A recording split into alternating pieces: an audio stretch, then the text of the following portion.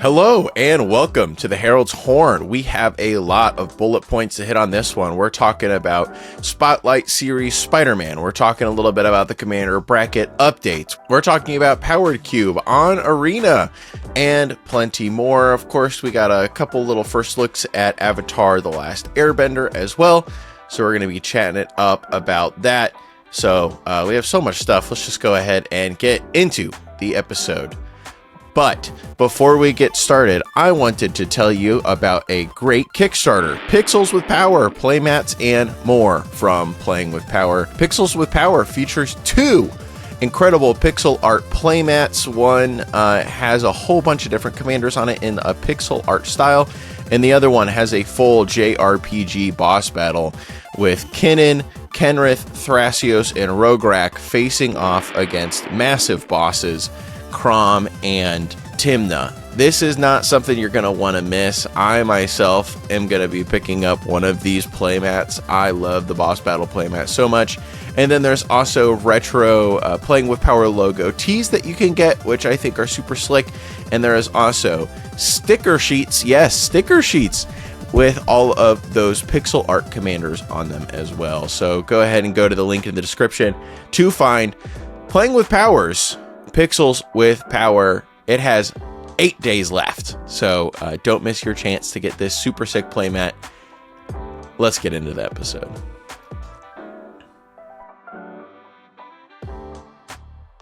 Hello, it's time for the Herald's Horn. My name is Cal Jones, and today I am joined by the wonderful Emma. Say hello, Emma. Hi, Emma. You are now listening to the Arena Powered Cube podcast. We're rebranding. All of our personalities have been crunched into one limited format. Instead of limited resources, we have powered resources because we're just talking about MTG Arena Power Cube. Watch out, Marshall Sutcliffe and Louis Scott Vargas. Run the song.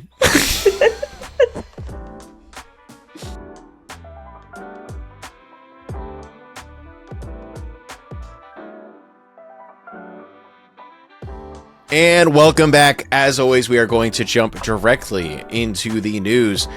This last weekend hosted the one and only Magic Spotlight Spider-Man contained within SCG Con Baltimore. Baltimore is an iconic Magic the Gathering event city over here in the US. Really passionate scene out there. Can always rely upon a main event at an SCG event in Baltimore to be well populated no matter what is going on, right? Wrong. Magic Spotlight Spider-Man, despite having a trophy of a Thanos gauntlet that didn't say anything at all about Magic the Gathering on it or anything about the Spotlight series or anything like that as the main prize, since it was a standard format fired at a lowly 470 players, this is probably one of the higher EV tournaments we've had in a very long time for how much prizing they give away at these things, independent of whatever unique prize they have for first place at every Spotlight event. They give out a lot of money, and 470 players is not good. It was already viewed as the ceiling was like the sky was falling when around 670 players registered for SEG for Spotlight Orlando a couple of months ago, which was also a standard tournament. But we dumped down to 470. Spotlight Atlanta, of course, 9 months ago, also a standard tournament, was 1,453 players. They're down 1,000 players in 9 months because of how poorly the standard format has been handled. I get what they were going for, not wanting to rock the boat, but wow, it has looked bad because we have had a lame duck standard format that no one has wanted to play for months now, and it shows in these player results. Players, even EV is not. A lot of people like to talk about EV as motivation for higher level play, and I'm sure it's a factor. But man, if you can't get people to show up to this tournament where they were competing against barely anyone else for a share of a lot of money, just because the Magic the Gathering is horrible, I think that says something. There is some nuance to it. So I agree with what you're saying. Standard needs to be fixed. It's not in a great spot. BB Cauldron should have probably been hit a little earlier than what was said. November 11th, I believe, is when the ban BNR is coming out, which feels way too late. There is also a Spotlight event in Liverpool next weekend as well, which you're probably going to get similar numbers, if not less, for the Spotlight event there. There is some nuance to it. So when people compare Atlanta, which, by the way, was the first Spotlight event ever, so they've started this year, there was a lot of excitement around it because it's like, hey, these events that aren't called Grand Prix, but actually our Grand Prix are back. You know, we want to really support these. And whenever there's like the first event of something of a series, they always tend to do the most because it's the thing that people are most excited about. People want to vote with their wallets. They want to attend. They want these things to continue. And for what it's worth, the Spotlight series is expanding next year. We're getting more events in more places across the world, which is a good thing. That is good progress. So of course Atlanta's going to have 1,500 or so players because it's like the first Spotlight event. Even though that standard format was pretty healthy and pretty good, a lot of people wanted to prove a point because if they turn up, it means we get more of these events, which is what's happening next year. So yeah, nothing is ever going to beat the numbers of Atlanta for that reason. However, the drop off, the steady decline throughout the year is not a good sign, and it's just like, I don't know how SCG are feeling about this because one issue you have if you don't have like a high like main event attendance for your main events, they don't really filter into the side events or into the other events that they can make money off. So it is actually a bit of a burner for them in terms of them making revenue off this.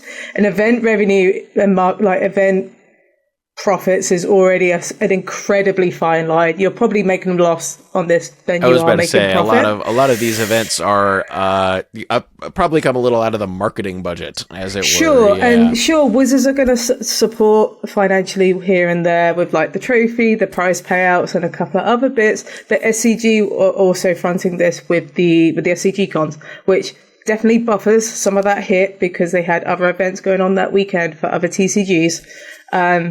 That I would feel really frustrated if I was SCG getting sub 500 or like mid 500 for a Spotlight event that has a 50k payout.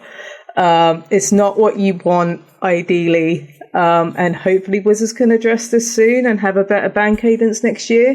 Because this can't happen next year, especially if people want more Spotlight events, which they do. Yeah. And we are getting a new ban cadence next year. It is known. They're changing things up. We're going to have more ban windows.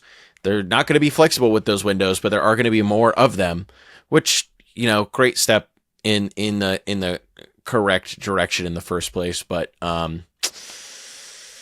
yeah, I would love to see these Spotlight events succeed. And you know, those of us who have been around for a long time remember the GP and SCG heyday of yore. Obviously, that'll probably never happen again. It won't. And on a side, this is a hot take. It should never happen again because the amount of events we had back then was actually a problem. But nostalgia clouds our judgment a little bit. I think the ideal cadence for these style of events is every other week. So every 2 weeks you have SCG Con, you have an RC, you have a Pro Tour, like every other week's a really good cadence because it gives you time to market those events without cannibalization of each other. The reason the GPs and the SCG system didn't work out partly was because of the pandemic. That was clearly a big factor, but also like there was too much going on at once. And in terms of marketing, that just cannibalized each other in different places at the same time. We don't live in that world now, and given the way social media and online presence is, you can't really do that anymore. So I think toning it down and having this like every other week cadence is a really sweet spot because it gives you plenty of time to watch the content. It gives you time for the person to win the event to have their flowers, which is very important. You know, you don't want to get lost in the burst by, someone in, like, say if someone wins like a European event and it's like, cool, I'm the European Spotlight champion. And then 5 hours later, someone wins the US one. And then that's their thunder taken. That's not a great feeling. So while we're very nostalgic for all the GPs and SCG Opens that happened way back when, it was definitely the Sabrina pancake meme of having too many pancakes around me. There's just a bit too much going on. And I think Wizards can be a lot more measured than that. And I think that's what they're scaling back up to. Just the fact that we're seeing these events coming back year on year, which is definite progress as well. I have been kind of surprised by how many events there have been already, like this year. You know, kind of some of it is like the Command Fest and that kind of stuff sneaking up on me, which is a little different, obviously, than an actual competitive event. And I do get what you mean about there was, I mean, it was abnormal if there wasn't both a GP and an SCG event on every weekend. There was a lot of tension, and bearing in mind CFB and SCG were very big competitors at this point, so of course they wanted to compete for that time. Things have changed a lot since then. So while, you know, Baltimore wasn't great and we saw a lot of VV over the weekend, unsurprisingly, it's cool that these events exist, and I'm happy that they exist, and Huey Jensen's doing a really good job trying to scale that back up, because it was never going to go back to the way it was, because it couldn't, because corporate requires you to justify these things in the terms of like money and like marketing. So then all of that takes time. Indeed it does. Indeed it does. Well, Emma, what can you tell me about how this event went? Obviously, a 470 person event is less meaningful or impactful than, you know, some other ones we've seen, but VV didn't win, right? It didn't win, but I believe 5 of the 8 were VV decks. So for context, about 31% of day one was VV Cauldron, which is the Izzet Cauldron deck, followed up by Mono Red Aggro, which was 18%. And I believe the day 2 conversion was something silly like 50% of decks were VV, something like that, which is kind of bonkers, but not surprising, given the smaller turnout. So Mono Red Aggro actually won the Spotlight event. It's called Rakdos Aggro everywhere where you find it, which is incorrect. Nick Miller also confirmed this, who's the SCG guy who names all the decks before they go on like Melee and stuff. He like tidies it all up. It's actually Mono Red Aggro with a slight splash for Callous Sellsword and like 1 Blaze Maya Verge. So it's actually just Mono Red Aggro. And Mono Red Aggro has always been quite good against VV Cauldron. This has been true for the last like 4 to 5 months, so it's not surprised to see this happen again. I know it's like kind of sneakily become the most popular deck, actually. Yeah, it is the Cauldron killer, air quotes for those listening.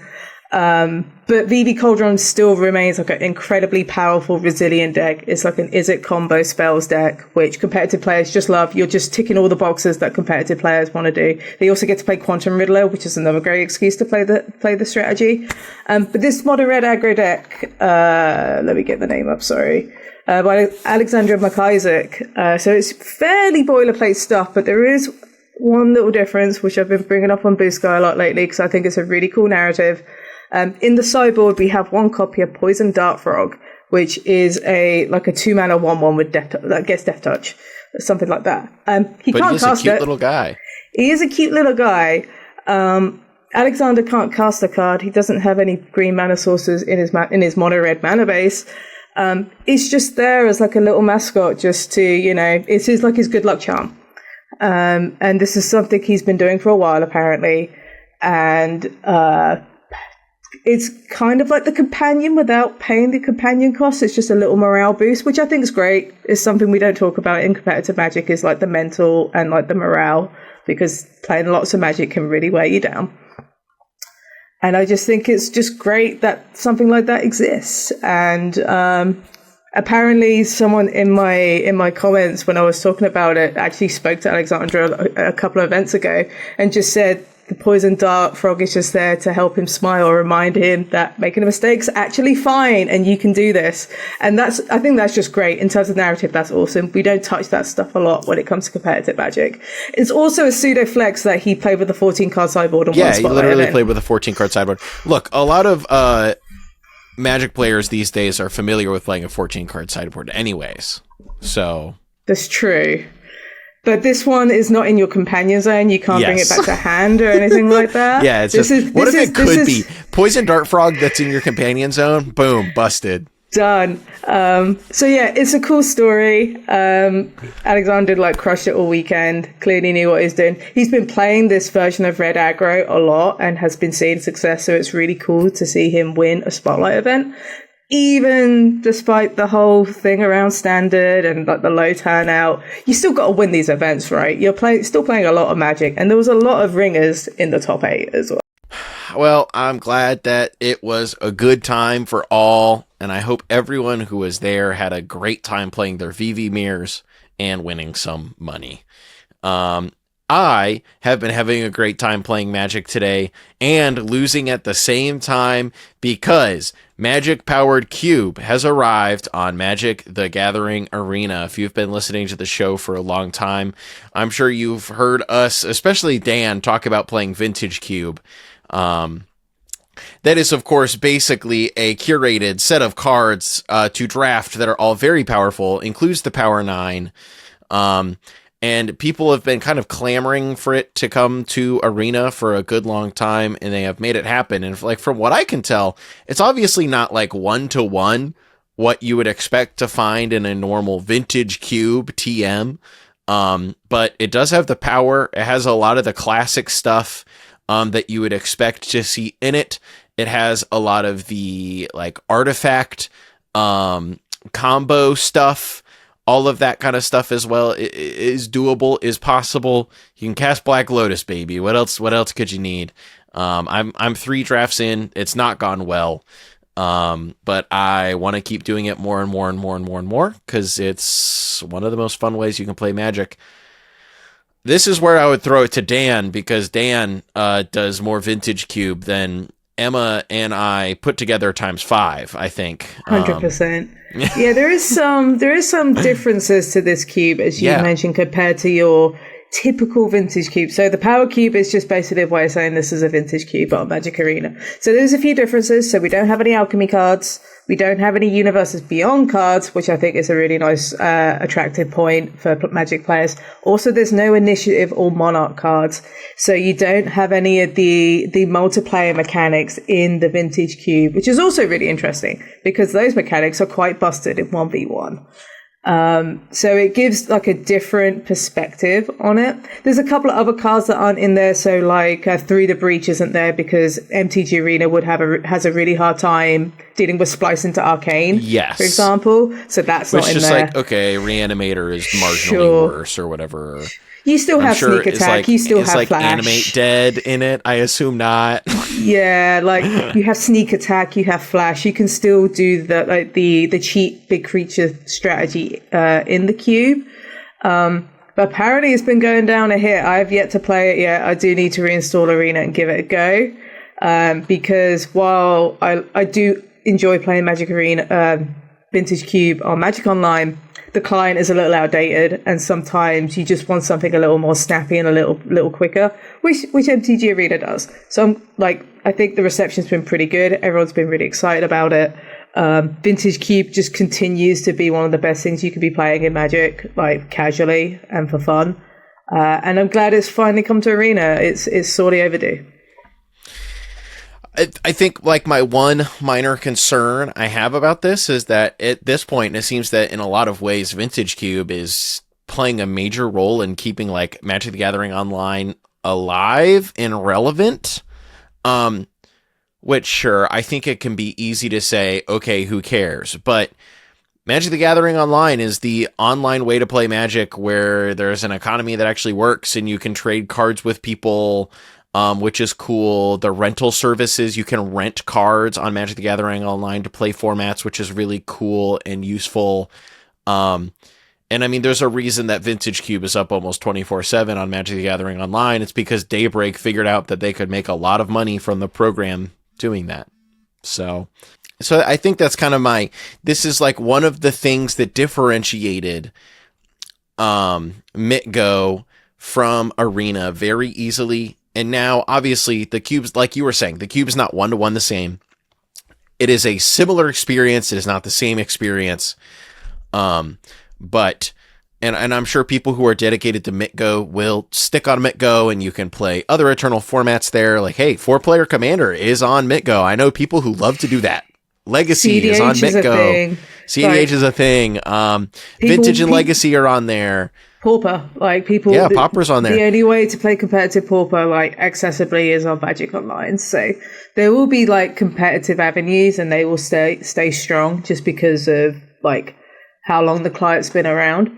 I am concerned about how much Daybreak might lose from this, just from Arena kind of taking a slice of the pie, because I think Daybreak have really doubled down on Vintage Cube, like to the point where I don't think they can do any other cube, because it's just so profitable for them. I think if they did something else, like a Legacy Cube, for example, it just would not hit because they've done the Vintage Cube so much. But we'll see.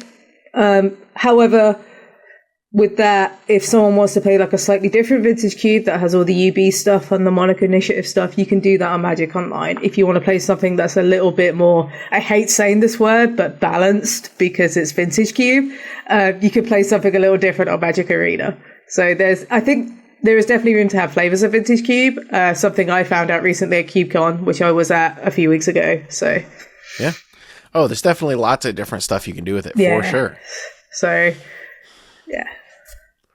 I wish there was more of a taste for people for weirder cubes on Magic the Gathering Online. Wizards, when they were running Mitgo, used to feature a lot of that kind of stuff more often, and that was always really fun to dabble with. I want Legacy Cube because, hot take, Legacy Cube's more fun than Vintage Cube. Yeah. It's more balanced.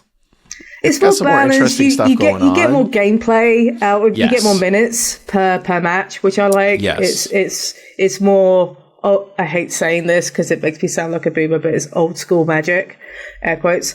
And it's just slightly different. It kind of just pulls away the power and makes it a bit more mid-rangey. It makes it a bit more longer. And it's just slightly different. But you still get to play with some powerful stuff. So, I don't know. Maybe I'm a boomer. Maybe you are, Emma. Maybe they should put Emma's cube onto Mitgo. That would be cool, but no one would play it. Peasant's just not that exciting. But it's fun. It's a hard sell in terms of getting people to play it. Yeah. Because it's like, oh, there's no rares and mythics, there's no power 9. Great. Yeah, I'm out. Gotta find a cooler cube audience. Guess I'm drafting Rakdos Sacrifice for the 10th time because it's probably the best archetype. So it's just really hard to get people excited for. So I get it from hey, we need to make money off this thing. So I'm not salty. Fair enough. Well, speaking of making money off of things, we had a Commander bracket update this last week. 2 weeks ago, we would have talked about it on the last episode, but we just didn't make an episode last time when we should have, because Emma was out of the country and Dan was busy and I was tired. And that's okay. You can just do that. You can just, if you're making a show for fun, you can just not make it. The free bears of Magic content, apparently. Yes, exactly. Too busy. Busy, unavailable, and sleepy. Yeah. Wait, you're so right. Commander bracket updates. Wizards of the Coast put out a big update for the Commander bracket project, which is still in beta. They really refined and clarified what they meant at different brackets of power level or vibes or however you want to define that. And then they packaged it all up into a nicely redone and updated version of Rachel Week's redesign of the original list. She is on the Commander format panel, so I'm not that surprised that they simply used her design and had her redesign it with all the new information. And they have also made it the official version. Pretty uneventful. Like they did like kind of tweak some minutia and kind of really try to clarify, because, you know, of course, as people do, a lot of people were like, oh, there's no reason for bracket 1 to exist. Oh, there's no reason for bracket 4 to exist. What's the difference between bracket 4 and 5? They're really trying to clarify what they mean by each of the brackets. Untied bracket 2 from like being tied to precons. They don't reference tutors anymore for any of the brackets, because most of the tutors that are worth playing in a powerful context are game changers anyways. And they also they removed some really high mana game changers: Vorinclex, Sway the Stars, Jin-Gitaxias, and Expropriate. And then they also removed some game changers they removed all the legends that were strongest in the command zone: Kinnan, Urza, Winota, and Yuriko. They all came off the list. And then Deflecting SWAT and Food Chain came off as well. They said that, like, Food Chain, especially, it's a powerful combo card, but it doesn't risk causing trouble in lower brackets because you shouldn't play that anyways, which, hey, fair enough. I get it. And the thing I was most disappointed by actually was them taking the legendary creatures off of the Game Changers list. I liked the Game Changers list being used as a sneaky banned as commander list as well in lower power levels. But they said, and I kind of get why they said, kind of for the same reason that, like, Food Chain, it's a combo card. It's really strong. It's not going to cause trouble in the lower brackets. Similarly, they pretty much said that, like, since your commanders are kind of like an opt-in experience, you're going to see someone's commander, you can say, I don't want to play against Kinnan. And that's how it's supposed to work, I guess.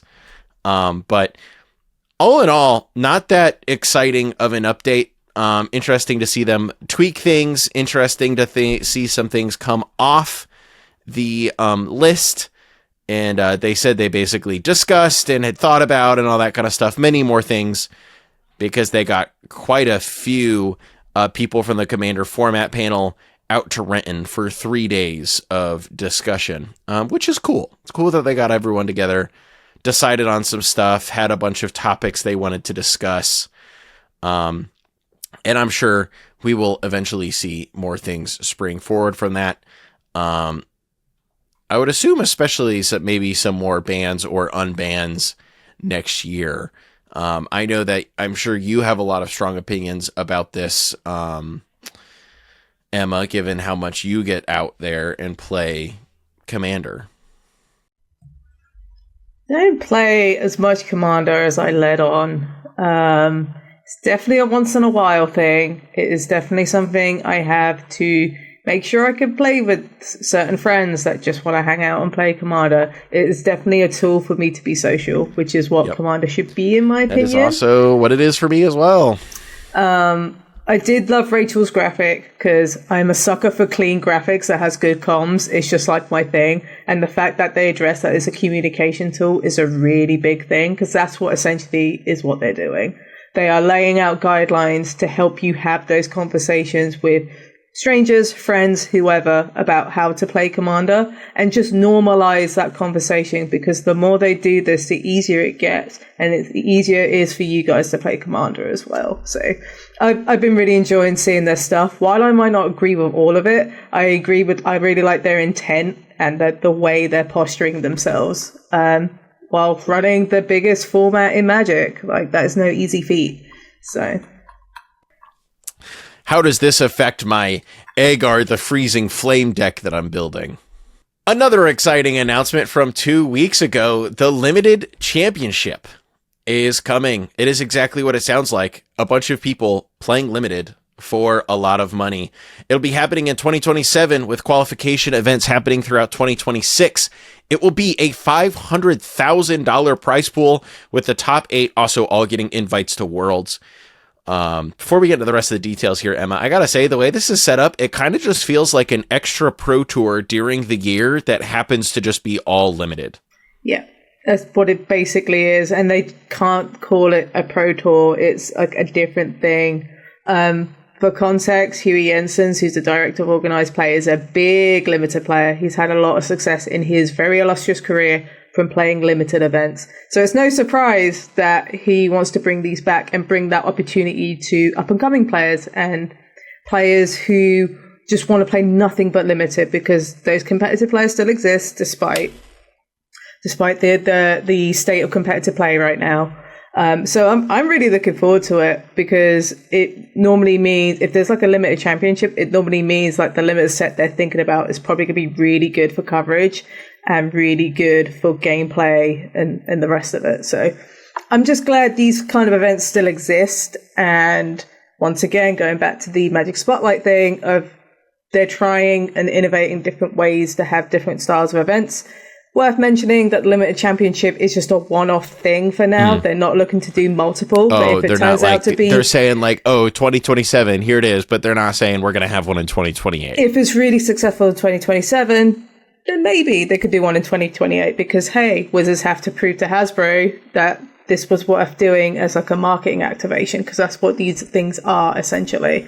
And that's how I imagine Wizards will talk about this to Hasbro, because $500K is a lot of money just to throw on an event, not to mention all the cost for coverage and so forth. So yeah, I'm glad it exists. I'm glad there's another route to Worlds that is very different, that allows your limited heads to like really get rewarded for just playing nothing but limited formats. So yeah, I'd be really excited to see coverage in 2027. It feels forever away, but I imagine it's going to be great. I do think it's going to be somewhere in the US. Unfortunately, it's probably going to be in Vegas because that's where Wizards likes to have these big events. But yeah, we'll see. Feels like it's either going to be like at Vegas or it's going to be like kind of like a Worlds is this year or whatever, kind of just out sneaky somewhere, not associated with any MagicCon event. Like the maybe. Pro Tour in Renton 2 years ago, last year. I mean, there's the Worlds is in Bellevue, which is not too far from Renton.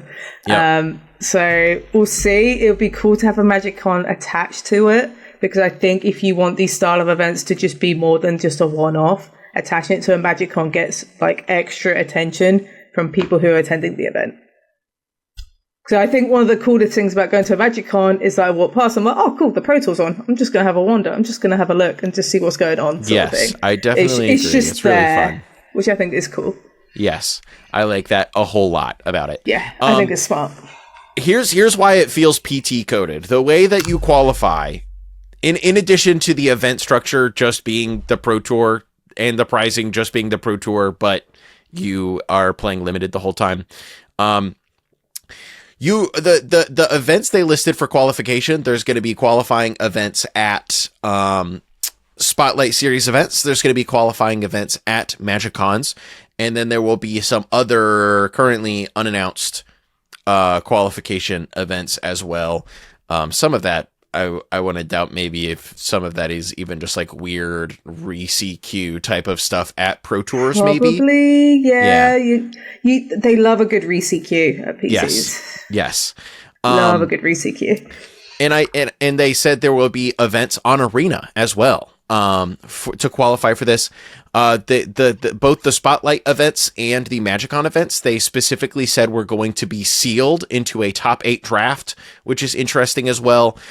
Which, at a big event, that's kind of how you have to do these kind of things. You can't make everyone sit down and draft for a larger event at all, unless it's something big like a Pro Tour where you're in it until it's done. But the other ways to get invited, the winner of Magic World Championship 32 will be invited. That's cool. That's nice. I think they're invited to all the next year's Pro Tours as well, right? I believe so. Yeah.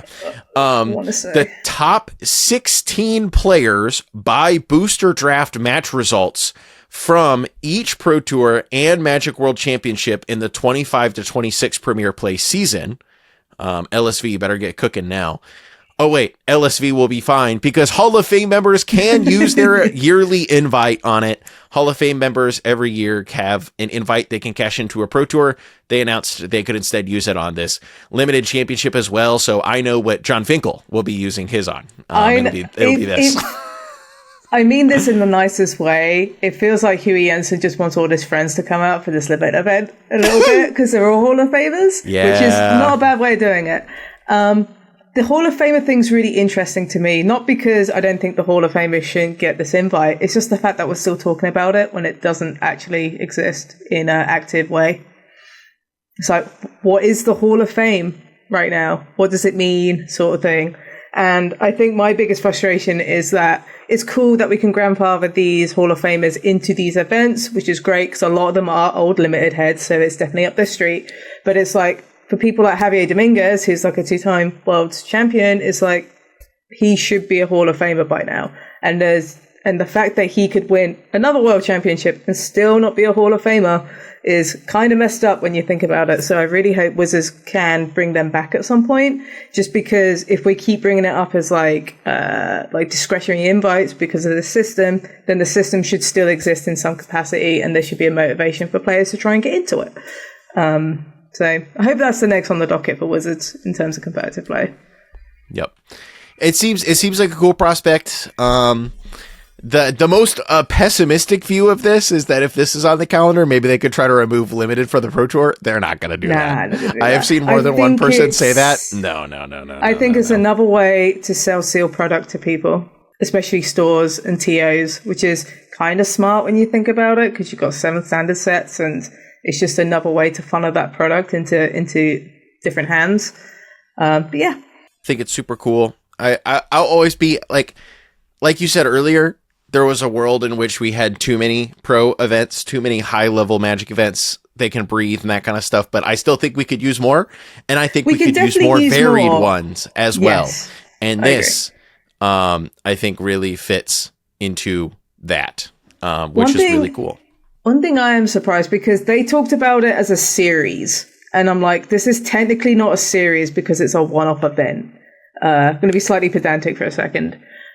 So when they said series, I had like, cool, what is this actually going to be? So I thought, oh, is the Hall of Fame coming back? Is the Junior Super Series coming back? Which is something I'm really surprised hasn't returned yet. Although it might get a little weird with pricing, but Pokemon have done this quite well, and like kids play Pokemon all the time. So I was expecting that. So the fact that it's a limited event, like this high level limit event with basically a PT for limited players, it sounds great. I will be definitely tuning in and watching it and being an absolute sponge, because I love high level Magic.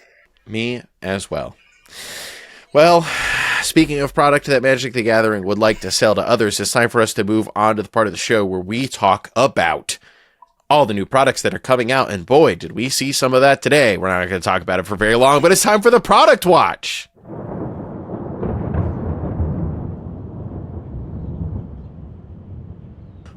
Welcome to the Product Watch, the part of the show where we talk about all the Magic the Gathering products that have been announced a while ago, or now, or are coming out soon, or it's really all over the place. There's Magic the Gathering products.